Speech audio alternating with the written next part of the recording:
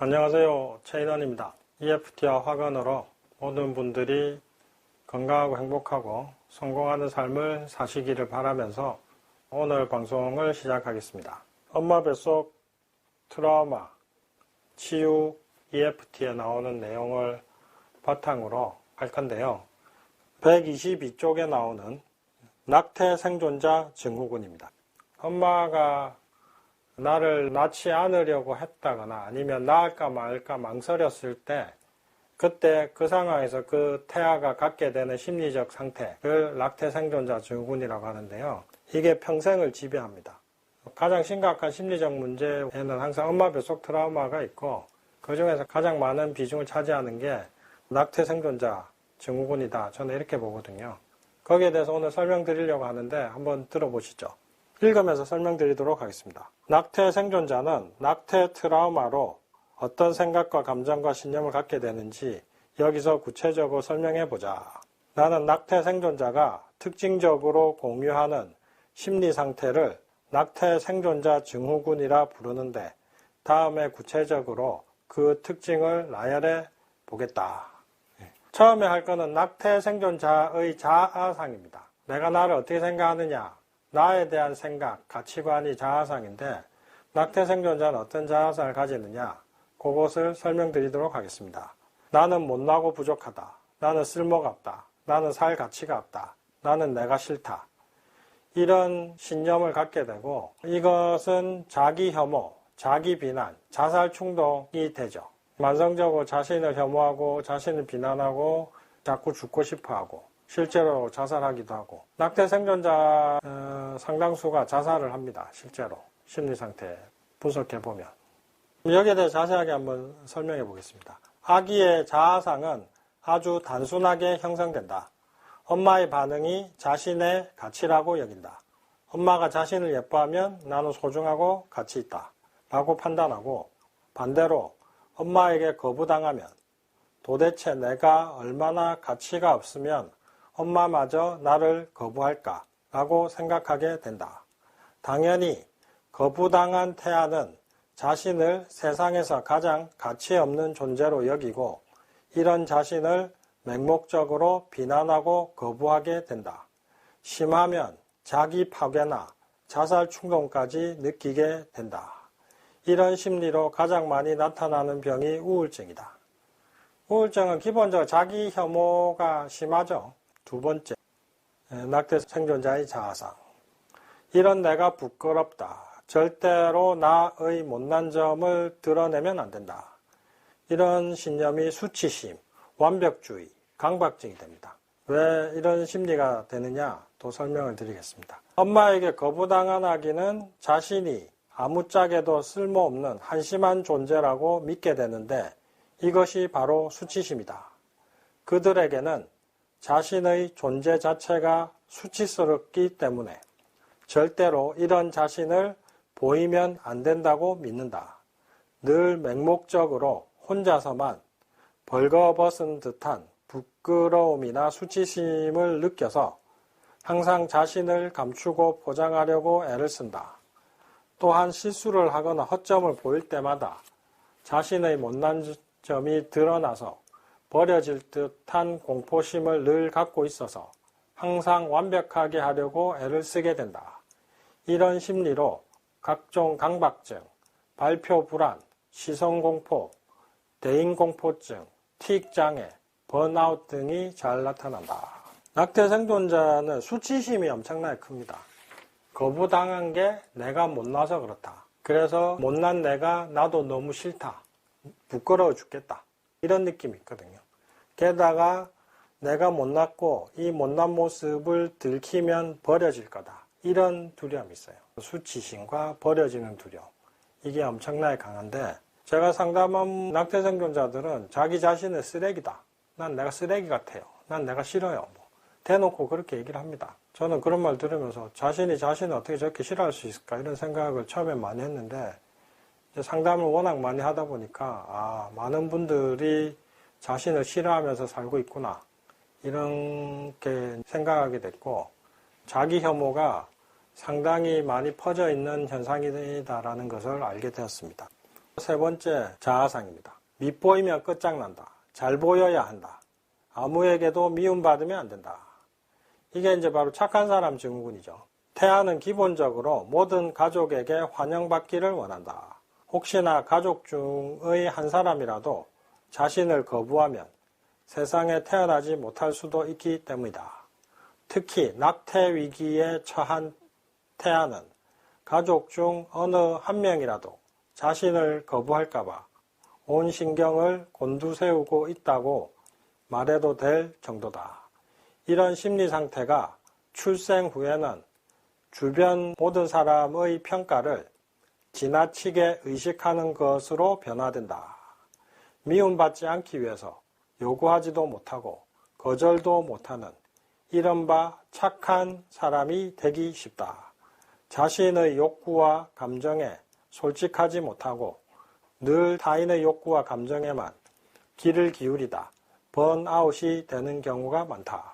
번아웃은 소진증후군이라고 하죠. 맨날 남의 말 들어주고 남이 해달라는 거 해주다가 번아웃 된다 이거죠. 이들은 대체로 인간관계에서 좋은 평가를 받지만 정작 자신에게 인간관계는 늘 힘들고 그저 일일 뿐이다. 이들에게 인간관계는 시험이자 숙제이지 즐길 수 있는 것이 아니다. 낙태 생존자는 미움받는 것에 대한 어마어마한 두려움이 있습니다. 이런 생각도 많이 합니다. 이런 생각 항상 합니다. 아무에게도 미움받으면 안 된다. 미움받으면 끝장난다. 잘 보여야 한다. 이 생각이 항상 깔려 있습니다. 인간관계가 항상 힘들고 지치고 피곤해요. 왜냐하면 뱃속에 있을 때 엄마 애도 많은데 왜 낳아? 이런 소리 누가 하면 자기 위에 언니나 오빠나 그 엄마가 그래 낳지 말까? 이렇게 되면 자기 못 태어나잖아요. 혼자 임신인 경우 결혼도 안 했는데 무슨 애냐? 이런 말 가족 중에 한 명 하면 그러면 산모는 그럼 낳지 말까? 이럴 수도 있잖아요. 그러니까 낙태 생존자들은 주변에 한 명이라도 자신을 미워하면 자신이 끝장난다는 경험을 했기 때문에 항상 인간에 대한 두려움을 갖고 있습니다. 그게 평생을 지배하죠. 이걸 인식하고 깨달을 때까지는. 네 번째 자아상인데 잘해야 한다. 쓸모 있어야 한다. 인정받아야 한다. 절대로 실망시키면 안 된다. 이런 신념이 부담감, 책임감, 완벽주의, 일 중독으로 발전합니다. 엄마나 가족에게 거부당한 아기는 내가 쓸모없어서 거부당했다라고 믿게 되고 이런 믿음은 다시 거부당하지 않으려면 나는 쓸모가 있어야 한다라는 믿음으로 발전하게 된다. 쓸모 있는 사람이 되기 위해서 자신이 맡은 분야에서 등골이 빠지도록 노력하게 된다. 이들에게 가장 두려운 것은 실망시키는 일인데 실망시키면 버려질 것 같은 두려움 속에 살고 있기 때문이다. 역시 이런 사람들이 번아웃도 많이 생기고 과로사 위험성도 높고 각종 성인병도 잘 생긴다. 쓸모 있어야 한다. 잘해야 한다. 실망시키면 안 된다. 이것도 어마어마하게 강하죠. 과로사 비율이 엄청 높습니다. 번아웃 항상 일어나고. 다섯 번째 자아상 읽어보겠습니다. 세상에 나밖에 없다. 기댈 데가 없다. 나는 마음을 열 수 없다. 나는 외톨이야. 이런 신념이 외로움, 불안, 우울, 단절감, 고립감 이런 것들로 발전합니다. 세상에서 가장 먼저 나를 지켜줘야 할 엄마나 가족으로부터 거부당한 태아는 이제 아무도 믿을 수 없고 아무에게도 마음을 열 수 없고 기댈 수도 없다. 어느 날 30대 초반의 갓 결혼한 여성이 우울증과 화병으로 왔다. 그녀는 엄청나게 착하고 성실한 모범생이었으나 사춘기에 왕따를 당하면서 와르르 무너졌다. 믿었던 단짝 친구에게 왕따를 당하면서 끝장났다라는 절망감이 들었고 우수생으로 잘 다니던 명문고를 덜컥 자퇴한 뒤 방문을 걸어 잠그고 1년 동안 나오지 않았다. 엄마가 대화를 시도할 때마다 그녀는 내가 엄마를 실망시켜서 엄마는 나를 버릴 거잖아 라고 말했다. 엄마가 아무리 사랑한다고 말해도 그녀는 좀처럼 믿지 못했다. 그녀는 바로 혼전 임신으로 태어났다. 이런 심리 상태로 많이 생기는 병이 우울증, 조현병, 조울증이다. 혼전 임신이거나 낳을까 말까 하거나 안 낳으려고 하다가 낳거나 이렇게 태어난 사람들이 낙태 생존자들인데, 일단 이런 상황에서는 엄마와의 신뢰관계가 안 생깁니다. 애착 형성이라고 하는데, 엄마가 나를 사랑하고 엄마가 나를 지켜주고 엄마가 나를 환영해 줄 거야 라는 이 믿음이 애초에 안 생깁니다. 그러다 보니까 세상에 나밖에 없다. 난 외톨이다. 이런 믿음이 생기거든요. 그래서 이런 자아상이 생깁니다. 그 다음 낙태 생존자의 자아상. 6번째인가요? 나는 아무것도 할 수 없다. 아무리 해도 안 된다. 나는 되는 게 없다. 이런 느낌이 좌절감, 무력감, 우울증, 공포증, 공황장애, 불안장애 이런 심리적 문제로 발전합니다. 악이란 기본적으로 절대 무능의 존재로 심지어 먹고 사는 기본적인 생존 활동조차 혼자 해결할 수 없다. 이렇게 자신의 목숨이 절대적으로 타인의 손에서 좌우된다는 무력감은 어마어마하다. 게다가 엄마 뱃속에서 위험에 노출된 아기는 잠시 숨을 곳도 아무런 임시 해결책도 아예 없다.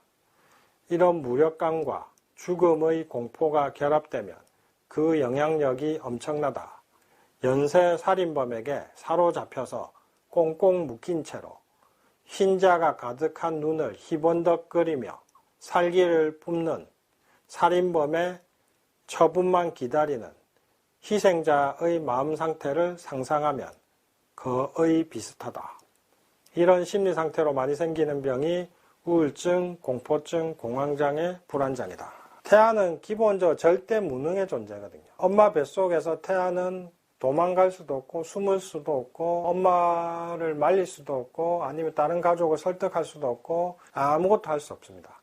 이 아무것도 할 수 없다는 무력감이, 인간은 다들 자기 목숨이 걸렸을 때 가장 절박하잖아요. 그런데 내가 나를 살리기 위해서 아무것도 할 수 있는 게 없다는 느낌은 마치 연쇄살인범 앞에서 밧줄로 꽁꽁 묶인 것 같은 공포와 무력감을 느끼게 만들거든요. 그래서 이 심리 상태가 생깁니다. 오늘은 여기까지 하고요. 다음 시간에 이어서 하도록 하겠습니다. 이번에 새로 나온 제 책 엄마 뱃속 트라우마 치유 EFT로 많은 분들이 자신을 이해하고 자신의 상처를 치유하고 더 나아가서 주변 가족, 엄마, 아버지, 남편, 아내, 자식들의 심리 상태를 이해하는 데도 아주 도움이 많이 될 겁니다. 지금 제가 설명드린 낙태 생존자 증후군, 이 낙태 생존자 증후군만 잘 이해하셔도 많은 사람들이 자기 자신이 왜 이렇게 살아왔는지 이해가 잘 될 겁니다. 낙태 생존자들이 엄청 많습니다. 제가 봐서 최소 절반은 되는 것 같아요. 엄마가 꼭 나를 안 낳으려고 시도를 안 했더라도 낳을까 말까 고민한 것도 낙태 생존자거든요. 그래서 그것까지 포함하면 낙태 생존자 비율이 엄청 높습니다. 오늘은 여기까지 하도록 하겠습니다. 안녕히 계십시오. 감사합니다.